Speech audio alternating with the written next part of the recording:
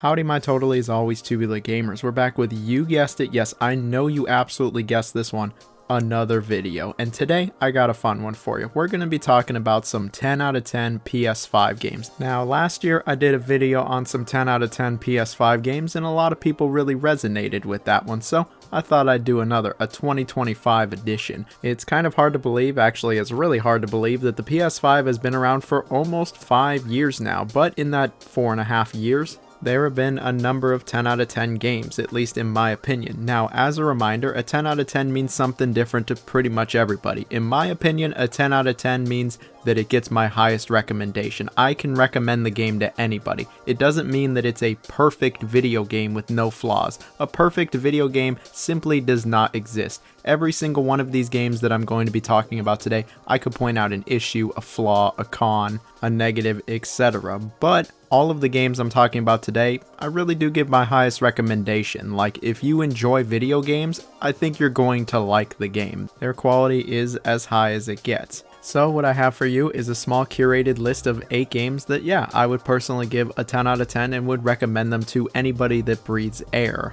Now, as I mentioned earlier, I did a 10 out of 10 PS5 games last year where I talked about a bunch of amazing games, so if a game is missing from this video, the 2025 version, there's a good chance that it was in last year's video. So with that, I will put the video in the description so you can see all of the games that I've given a 10 out of 10 to that are on the PS5. Some of these games, in fact most of these games, are available on other platforms, but they're on the PS5 and they're incredible. Alright, this intro has gone on long enough. Please like, share, comment, subscribe. I got the Patreon and the super thanks. Any support is truly greatly appreciated. I also have a Discord channel. Everybody's chatting in there. I will put links in the description to everything I've spoken on. Let's get to the games. Now, when coming up with this list, I knew the first game I had to talk about would be Astrobot. If you don't know Astrobot, well, I don't know what rock you're living under, but it's probably pretty cozy. Astrobot has won Game of the Year from several publications, including the Game Awards, and it's not hard to see why. This is a fantastic game, and it's one of the very best games on the PS5, no hyperbole. The game was just an absolute joy to play through from start to finish. It's incredibly cute, charming,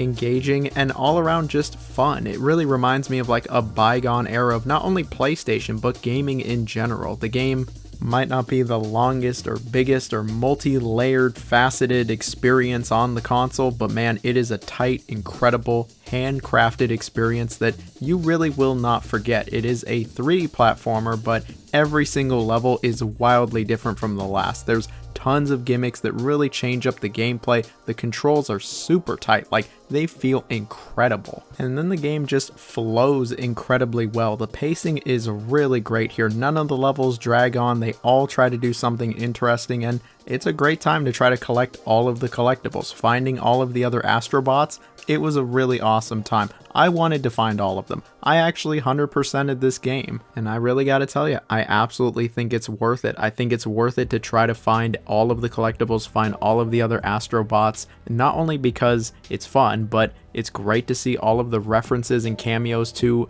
not only older PlayStation games, but just games in general. There were so many deep cuts here, and throughout the last few months, they've actually been adding more Astrobots. They've added new levels to the game. There's actually more content here. Like, yeah, the game is just getting better and better, as if it wasn't already incredible enough. The game's presentation is out of this world. Like, this is a great looking game. It looks like a freaking Pixar movie. When it comes to this animation style, I don't know how a game can graphically look any better than this. The environments look incredible. The animation is great.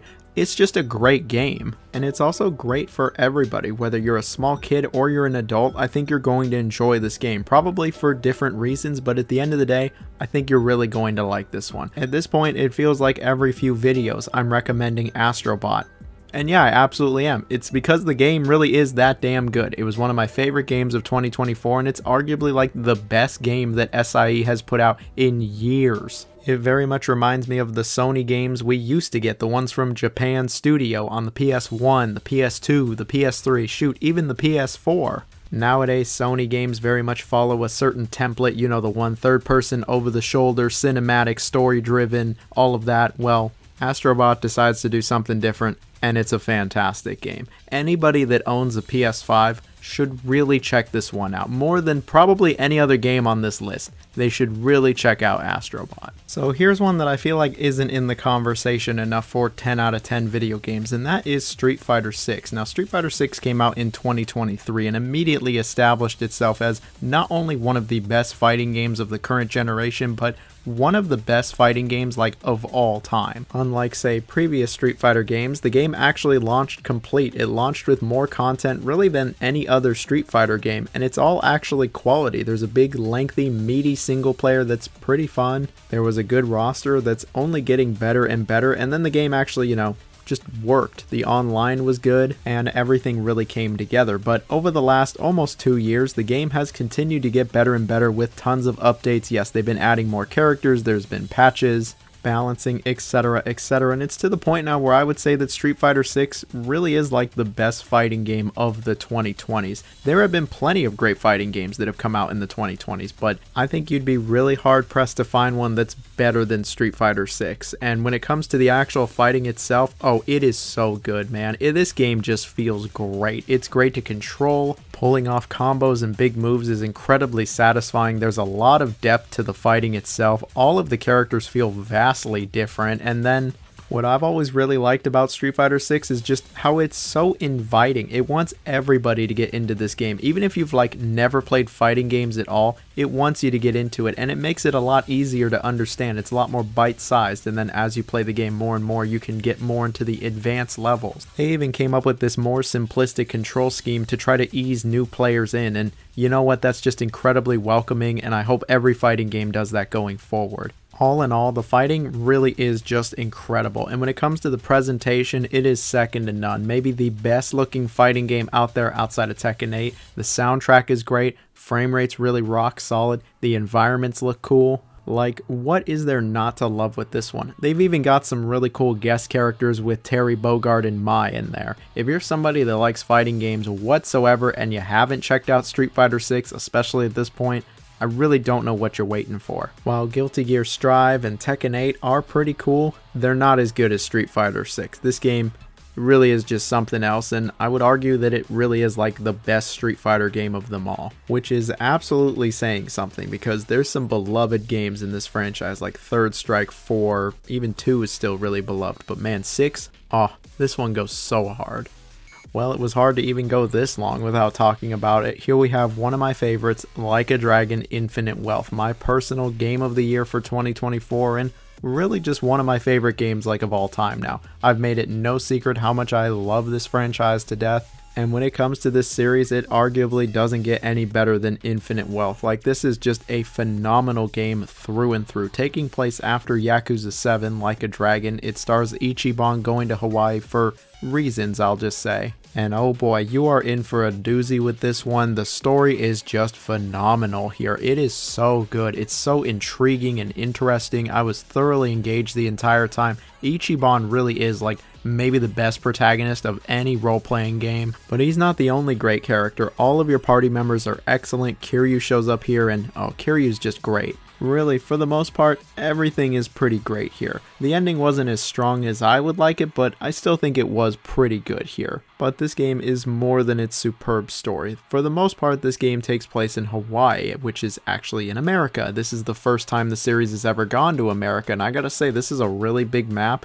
and it's really cool to explore. There's actually stuff to see and do all over this map. It feels incredibly lived in. There's a good attention of detail, and there's a ton of side content, but that doesn't mean anything if the battle mechanics aren't great. And the combat, it's excellent in Infinite Wealth. It is turn-based, and I gotta say, it's some of the best turn-based combat of the entire generation. Sure, it isn't crazy deep like, say, Persona or SMT or Metaphor, and it's not really simple like Dragon Quest. It's a nice in-between that I just found to be incredibly enjoyable. It really is just a straight improvement on the previous game. You can actually have your characters walk around the environment and interact with the environment, which was easily my biggest issue with Like a Dragon.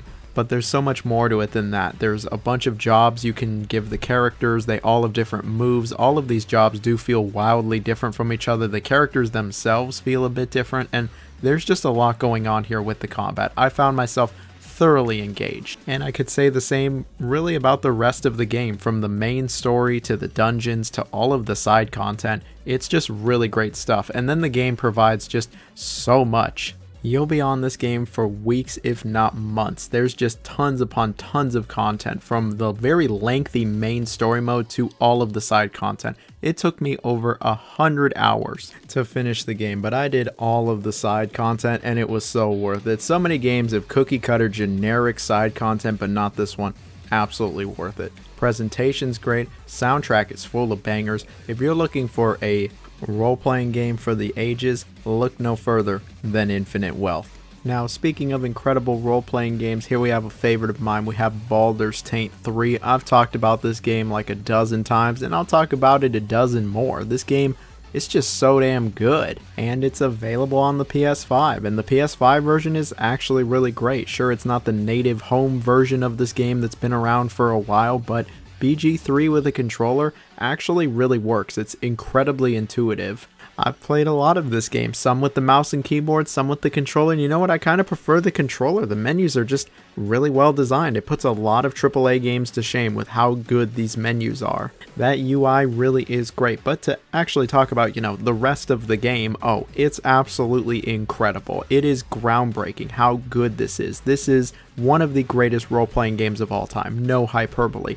It is just excellent in really every aspect. The story is interesting, it's engaging, you really get to actually play a role here, your background matters, your character actually will have just a completely unique build that really is going to be different from everyone else's. Like, it is crazy how many different builds you can have in this game. The companions that show up are some of the most lovable, interesting companions of any video game. The writing is great. There's tons of ways to approach every single scenario, every single encounter, really every conversation can play out in a few different ways, and it can actually be drastically different. The game's just immediately one of the most replayable video games of all time. The combat's really great. It is turn-based and it is D&D combat, complete with a lot of dice rolls, but I actually think it's really great. It takes a little bit of time to get used to, and it takes a little bit of time to get going, but once it does, oh, it's just great, and the game absolutely rewards creativity. You can do some wacky, funny shit, and usually it's gonna work out. While the presentation isn't one of the best of the generation, I still think it's pretty good. The music is good, the voice acting is also just very well done through and through,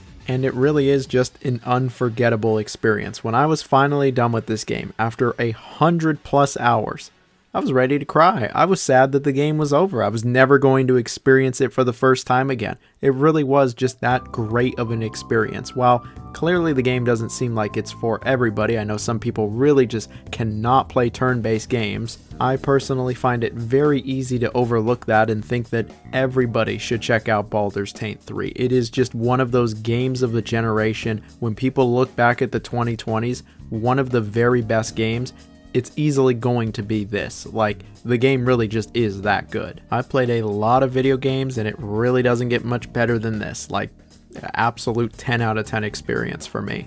So here's one I went a little back and forth on, but eventually ended up including it on this list, and that is Returnal. Now, Returnal is very clearly not a game for everybody. I know there are plenty of people who do not enjoy this one, but for me personally, yeah, I'd say this one was about as close to a 10 out of 10 as it gets, and I would have no problem recommending it. And while the game was well received, I feel like it didn't get the credit that it was owed, because this was just a great game, a surprisingly great game. I expected it to be decent, but after playing all the way through this one, oh yeah, I really liked it. It has a really interesting hook where you play as this woman named Celine, and she's stuck on this planet trying to get off, but it's like Groundhog Day, and every time she dies, she has to start her adventure over, and what that means is that it's a roguelike. Yeah, the game has basically completely randomly generated rooms and layouts, and you're just trying to get from point A to B. Along the way, you'll find keys, fight plenty of enemies, and of course, die, and die. The game can certainly get repetitive, but that's also kind of in the nature of it, and what makes the game more interesting is the combat. The combat is very fast-paced, it is challenging, engaging, and It's actually a lot of fun. The game is incredibly rewarding. Once you start getting good, you're dodging everything, you're getting some combos going, you become just incredibly powerful. The longer you go without getting hit, the better and better you're going to be. And I'm not talking about just like a player's skill, like the game will literally make you more powerful if you go without getting hit, and I think that's really great. There's a bunch of different biomes. You're going to be playing this game for a while. I think the pacing is really great. There's a good enemy roster and you're going to have to approach different enemies differently, which, yeah, that's pretty cool. While the challenge is pretty high, like I already mentioned, it is rather rewarding, and naturally the game is incredibly replayable. They even added a cooperative mode. There's actually been a few updates for the game, adding quite a bit more content. The game looks fantastic, it runs incredibly well, and yeah, it was just a whole lot of fun. It was certainly a game that had me sweating bullets, especially getting to the end of some of these runs, fighting these bosses. Yeah, I was sweating a shit ton, and it sure was frustrating when I died to some of these bosses, but it was also incredibly rewarding when I would finally beat them. I was like, yes, I finally got to the next biome, and the game continues, and it was just such a good loop. The gameplay loop really carries this game. It is genuinely one of the best roguelikes, period. It's just a really great time. The studio that made this game, Housemarque, just announced their new game, and it's going to be a follow-up to Returnal, at least when it comes to the gameplay. So yeah, I am quite excited for it because I love Returnal. I think the game is worth trying. I don't think everybody's going to like it, but I think if you like it, you're really gonna like it. So here's one I've gone like 5 videos without talking about, and that is Persona 5 Royal. Now, Persona absolutely does not need an introduction at this point, one of the most well-known role-playing franchises of them all, and Persona 5 Royal on the PS5, oh, this game is so good. I love Persona 5 to death, but Royal, it's even better. Yeah, the game's like 100+ hours long, but it is just one of the best experiences I've ever had with a video game. Everything from the story, to the writing, to the characters, to the gameplay, to the incredible art style, the wonderful menus. This game is just great through and through. Sure, there have been plenty of Persona or SMT or really just Atlas games before, and there's been some since. There's the incredible Metaphor and the awesome Persona 3 Reload, but none of them hit like Persona 5 Royal do for me. I love the combat in this game. Like, it's just some of the best SMT combat you will find. It is very rare where any SMT bullshit moments happen. It can be incredibly satisfying when you just hit a bunch of weaknesses and do the all-out attack. I love some of the game's mechanics, like the baton pass. I love how different the characters are from each other. I like how varied the personas are in general. The dungeons are really great. They're all handcrafted. There's no randomly generated bullshit here outside of Mementos. But even that I actually found to be pretty enjoyable as well. The life sim stuff, oh, I mean, that's just always been great. How you interact with all these characters, you have to manage your time, you build up your social links, and it's just as good here as it was in the prior games. I really love connecting with a lot of these characters. There's not a bad character in this game. And then the presentation, it really is something else. Not only does the game look incredible and the menus go super hard, but the soundtrack.